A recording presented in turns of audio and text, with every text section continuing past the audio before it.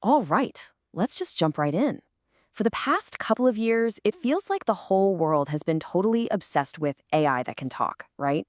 But here's the thing. A huge pivot is happening right now, kind of behind the scenes.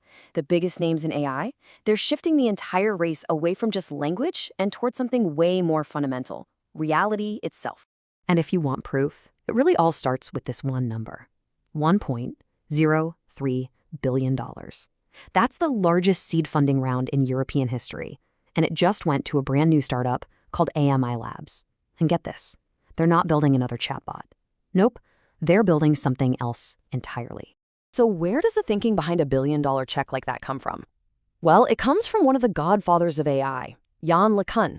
You see, for years, he's been making this argument that today's large language models, they're basically a dead end. Yeah, they're fantastic at mimicking human language, but they don't actually understand the world. They can't really reason about cause and effect. And that brings us to the big question for this whole explainer, really.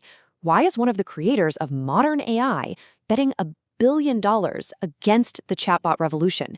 I mean, what's really going on here? Let's break it down. Okay, so it turns out Yann LeCun is not the only one thinking this way. Not by a long shot. He and Fei-Fei Li, who's often called the godmother of AI, are both placing these massive billion-dollar bets on the exact same idea. And that idea is this. For AI to get truly smart, it has to move past text and learn to understand the physical world. But here's where it gets interesting. Even though they have the same goal, their approaches are totally different. LeCun's AI Labs, they're trying to build what you could call a logic engine, an AI that really gets the invisible laws of physics. Meanwhile, Fei-Fei Li's World Labs is building a geometry engine, an AI that can perfectly map and understand physical space. Two very different paths to the same place. Let's put them side by side. You've got AI Labs using this tech called JEPA to predict abstract states. It's all about reasoning. Then you have World Labs using spatial intelligence to generate these incredible 3D worlds. It's about perception. And you can see how this splits their targets, right? AMI is going after big, heavy industries like robotics and aerospace. World Labs is focused more on creative spaces like AR, VR, and gaming. But look at the backers. See that? NVIDIA. They're betting on both of them. That should tell you something. And that really brings us back to the core idea here, the one thing both of these giants agree on. Language just isn't going to cut it. The next huge leap for AI is going to come from teaching machines how to see, reason about, and actually act within three-dimensional space. You know, just like we do. Okay, so how do you actually do that? How do you build an AI that understands reality? Well, the approaches from LeCun and Li are really fascinating because they're almost like two sides of the same coin. So LeCun's big idea is something called JEPA. Now, most AI you see today, especially with video, is generative. It tries to predict every single pixel in the next frame. LeCun basically says, that's insane. It's so wasteful. So JEPA doesn't predict pixels. It predicts meaning. It learns the abstract ideas and the physical rules that are actually running the show.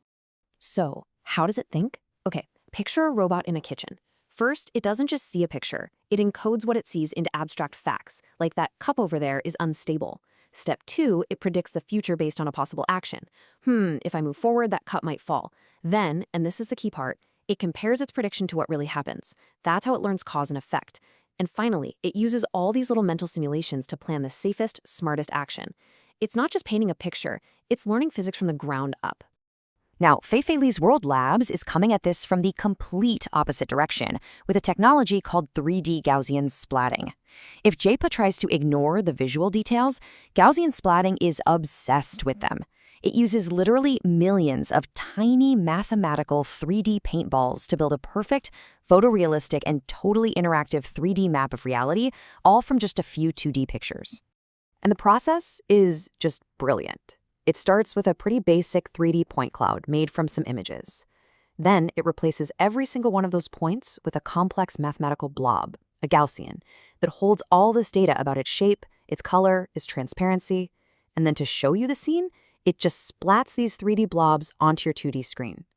And because it's all just math, not some giant heavy neural network, it can render these stunningly detailed worlds in real time. It's incredibly fast.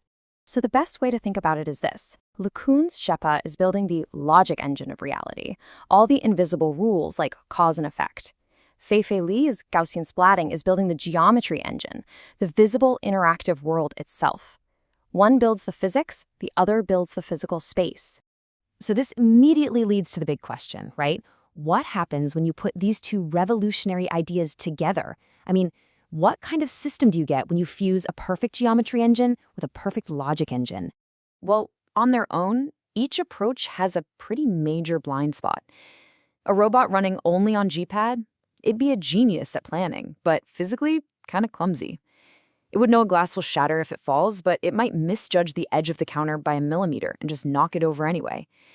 And the other way around, a Gaussian splatting robot would have perfect vision, perfect spatial awareness, but zero common sense. It could see a hot stove burner with perfect clarity, but would have absolutely no idea that it's hot or dangerous. So if you want to build the ultimate robot, how do you do it? Well, first, you give it the eye.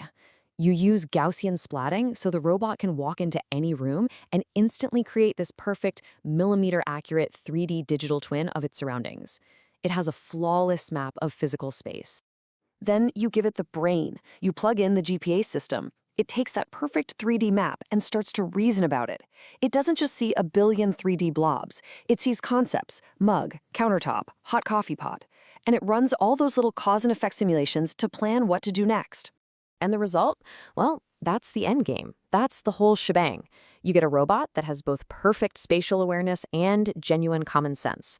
This is really the holy grail of robotics, a machine that can finally leave the super-controlled factory floor and safely, reliably improvise in the chaotic, messy, unpredictable environments that we all live in. Now, of course, AMI Labs and World Labs aren't operating in a vacuum. With billions of dollars suddenly pouring into this idea, a brand new high-stakes race is officially on to build these so-called world models. And the competition is absolutely fierce. You've got Google DeepMind building interactive worlds with its Genie model. NVIDIA's building something called Cosmos, which is all about creating synthetic worlds for training robots. Even Runway, who you probably know from video generation, just pivoted to building general world models. This is not a niche anymore, people. This is the new frontier. So what does all this mean for you? Well, first off, get ready to hear the term world models everywhere. It's going to be the new LLM. We're also about to see an absolute explosion in synthetic data designed to train robots, which is going to dramatically speed up the push toward having general-purpose robots in our homes and workplaces. And it's not just robotics. These models will enable incredibly deep scientific simulations, changing everything from how we discover new drugs to how we engineer planes. Which kind of leaves us with this final thought. The AI race has really fundamentally shifted. For the last few years, we've measured progress by how well an AI can talk. But maybe, just maybe, the true measure of intelligence and the whole future of this tech won't be defined by how an AI talks about our world, but by how it acts within it. Hey, if you found this deep dive valuable, please do me a huge favor and hit that like button, share it with your friends, especially fellow AI builders, and make sure you subscribe to KYC AI Labs for more of the science behind the AI headlines. Thanks so much for watching.